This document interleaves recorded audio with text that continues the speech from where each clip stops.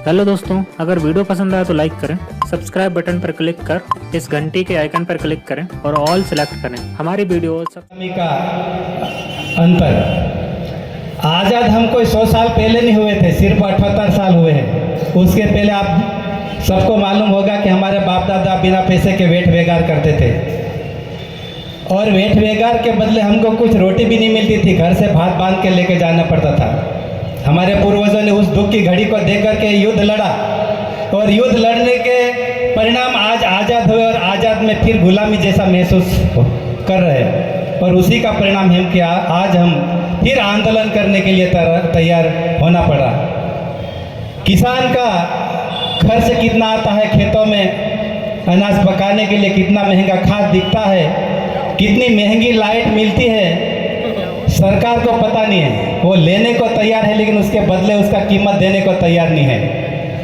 फिर भी हमारे लोग उसको वोट दे करके जिता के सरकार में बिठा देते हैं। जवाबदारी हमारी बनती है। अनपढ़ रहे हमारे पूर्वज लेकिन वो कभी गुलामी स्वीकार नहीं करी, युद्ध लड़ा और जीत लिया। आज शिक्षित होने के बाद भी गुलामी का रास्ता हम अपना रहे हैं। बहुत बड़े भूल की बात है, बहुत बड़ी हमारी गलती हो रही है।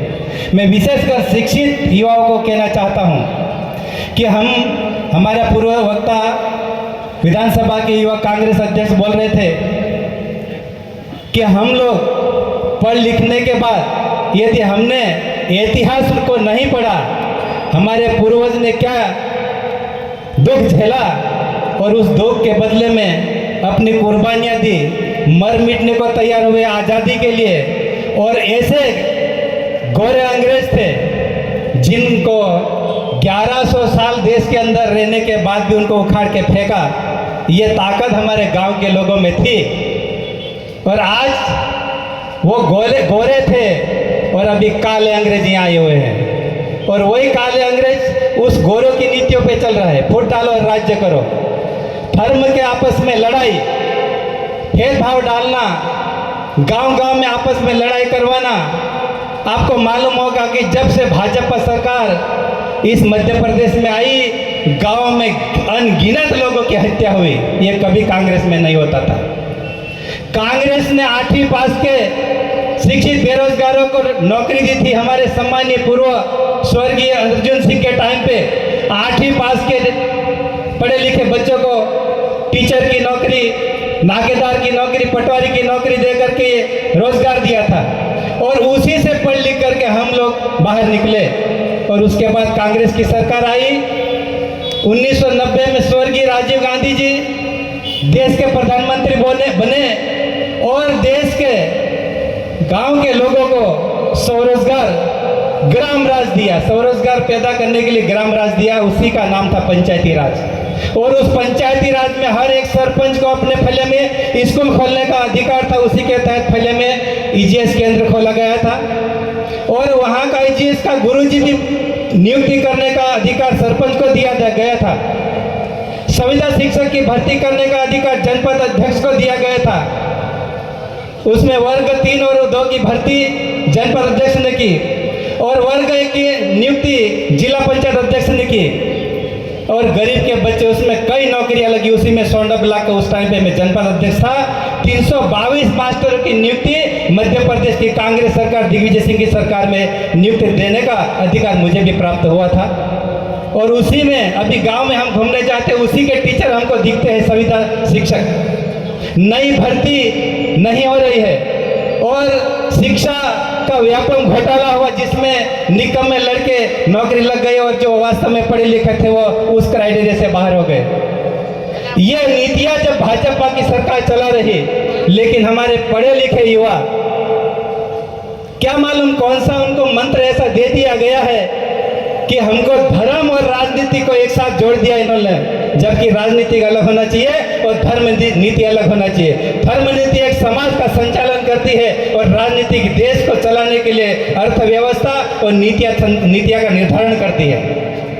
हम धर्म को और राजनीति को एक ताकड़े के अंदर नहीं तोल सकते क्योंकि धर्म अलग अलग संप्रदाय है। राजनीतिक और देश हमारा एक है, उसके अंदर रहने वाला हर धर्म का व्यक्ति भारतीय होता है और उसको सबको संविधान ने अधिकार दिया है। और वो संविधान कोई 100 साल पहले का नहीं है। हजारों लोग मरे थे अंग्रेजों के सामने, उसके बाद देश की आज़ादी मिली और संविधान बना और संविधान में हमको नौकरी मिली। आज किसान लोग परेशान, गांव में पीला पूरा उड़द पड़ गया है, कोई सर्वे करने वाला नहीं आ रहा, न उसको मुआवजा देने की बात हो रही, और गांव में कितना महंगा खाद हो रहा है उसको कम करने की कोई बात नहीं करता, उल्टा उसको बढ़ा रहे, और हमारा सोयाबीन का भाव उसको घटा रहे। आज से 20 साल पहले जो कपास का भाव था 15,000 रुपये, और वो भाव आज भी वही 15,000, लेकिन उस टाइम पे 60 रुपये की यूरिया थैली थी, आज वो यूरिया थैली कितनी महंगी हो गई, 400 रुपये। और जो 250 रुपये DAP था वो 1200-1500 हो गया, और हमारा सोयाबीन का और कपास का भाव वही।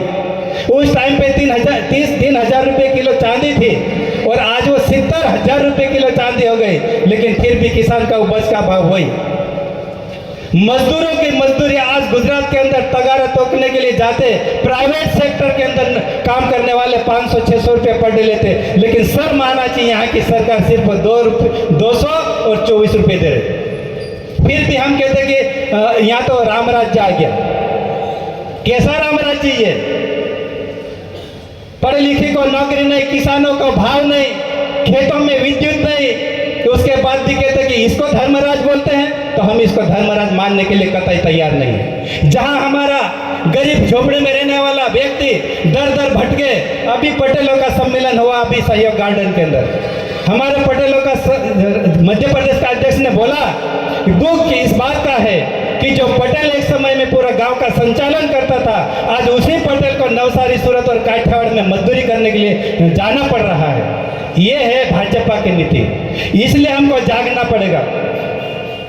पढ़े लिखे अधिकार चाहते हैं तो संगठित होना पड़ेगा। यह पार्टीवाद में, धर्मवाद में बंटने से अधिकार प्राप्त होने वाला नहीं है। ये लड़ाई एकता से लड़ी जाएगी। जब एक नहीं होंगे तो सत्ता में हमारा अधिकार कभी प्राप्त नहीं होगा। और ये संविधान में जो पावर है उसी से पुलिस में हम रिपोर्ट कर पा रहे हैं। जिस दिन संविधान खत्म हो जाएगा तो ये पुलिस का ठिकाना भी खत्म हो जाने वाला। ये पुलिस के जगह सेना का कैंप लगने वाला है। रिपोर्ट किधर जाके करोगे? जब तुम्हारी छीनी जाएगी जमीन, तुम्हारी इज्जत छीनी जाएगी, तुम्हारा अधिकार छीना जाएगा, तुम्हारा जंगल छीना जाएगा, तुम रिपोर्ट किसी जगह नहीं कर सकते क्योंकि पुलिस का ठिकाना खत्म होने वाला है। ये नई कार्य नीति बन रही है अब इसकी सरकार में। अभी कोई अपन को गाली भी दे देता है तो पुलिस में जाके रिपोर्ट कर सकते हैं, लेकिन पुलिस का चौकी नहीं रहेगी तो किधर जाके रिपोर्ट डालेंगे? ये नीतियां सामने आ रही है। बहुत कठिन समय सामने आ रहा है। सचेत हो जाओ, जाग जाओ। ये कांग्रेस नहीं है। कांग्रेस की इतिहास बोलता है कि कांग्रेस ने हमेशा गरीबों के लिए लड़ाई लड़ी। इस देश के झोपड़पट्टी में रहने वाले, भूख मांगने वाले भिखारियों के लिए सम्मान अधिकार देने के लिए संवैधानिक समानता का अधिकार दिया, और संविधान में सबको अधिकार दिया है। किसी को कोई कुछ नहीं कह सकता। अमीर व्यक्ति बंदूक वाला भी गरीब को बंदूक दिखा करके लूट नहीं सकता। ये संविधान बोलता है। लेकिन जिस दिन संविधान नहीं होगा तो ये तुम्हारा कोई कानून काम नहीं करेगा, ना पुलिस काम करने वाली है। सेना में कभी रिपोर्ट नहीं होती, आदेश होता है। वहाँ आदेश होता है गोली चला तो गोली मार देते। वही हुआ था अंग्रेजों के जमाने में। ये राजस्थान में 19,000 आदिवासी की हत्या हुई थी उस गोविंद सिंह जी के नेतृत्व में। तभी ऐसा ही आंदोलन चल रहा था। अभी तो हम ऐसे बैठ के आंदोलन भी कर रहे हैं। वो कारण है, वो अधिकार हमको संविधान ने दिया है। लेकिन जब संविधान खत्म होगा तो तुम 5 जने बैठ करके सरकार के खिलाफ बात भी नहीं कर सकोगे। जहां बात चलेगी वहां सरकार की तोप चलेगी। तो क्या चाहते हो? आजादी या फिर गुलामी? आजादी चाहते कि नहीं चाहते? नौकरी चाहते कि नहीं चाहते? किसानों का अच्छा भाव चाहते कि नहीं चाहते? तो फिर एक होना पड़ेगा। ये पार्टी में बंटने की जरूरत नहीं है। जहां हमारा अधिकार की सुरक्षा होगी उस पार्टी के साथ जुड़ो। जहां हमारा संविधान खत्म हो